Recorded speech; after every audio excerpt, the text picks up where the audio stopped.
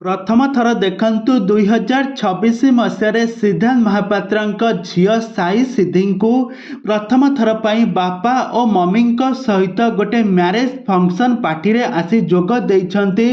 सिद्धांत महापात्र झील साई सिद्धि वर्तमान समय 21 वर्ष बयस होइछि।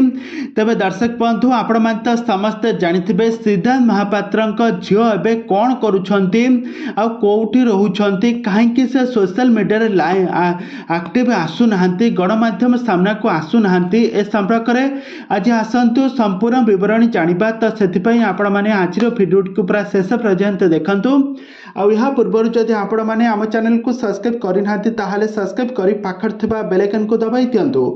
दर्शक बंधु आपण मैंने समस्ते जानिथिबे सिद्धांत महापात्र हेउछंते 90 दशक रे बहुत सारा ओडिया सिनेमा रे अभिनय करी दर्शक मानक मन को जीति पारिथिले सिद्धांत महापात्र। तो सिद्धांत महापात्र शूटिंग सेट रु प्रथम आगे से सिद्धांत महापात्र शूटिंग सेट रु प्रथम से रचना बनर्जी को भल पाई विवाह करथिले, किंतु तांको वैवाहिक जीवन खुशी रे चली नथिला। एहा परे से मामा मिश्र को भल पाई विवाह बंधन बांधि होइले। मामा मिश्र को विवाह करबा परे तांकर हस खुशी रे घर संसार चलीथिला। मामा मिश्र सहित बहुत सारा सिनेमा रे काम करुथिले सिद्धांत महापात्र।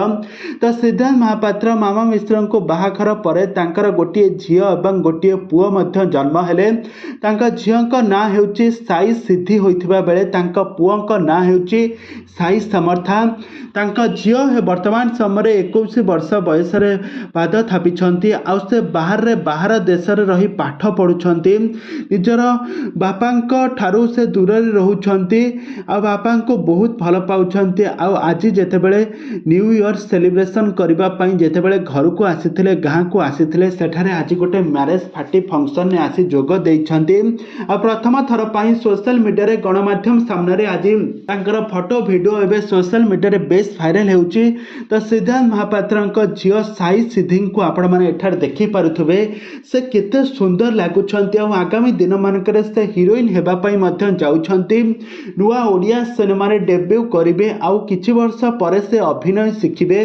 अभिनय शिखिबा परे से ओडिया सिनेमा जगत रे जबरदस्त अभिनेत्री भाव में डेब्यू करबा पई जाउछंती। तेबे दर्शक बंधु आपण माने सिद्धांत महापात्र झियो साई सिद्धि को केमिति तांकर एक्टिंग आपण माने देखिबा पई हमकु निहाती भाव कमेंट बॉक्स रे कमेंट कर।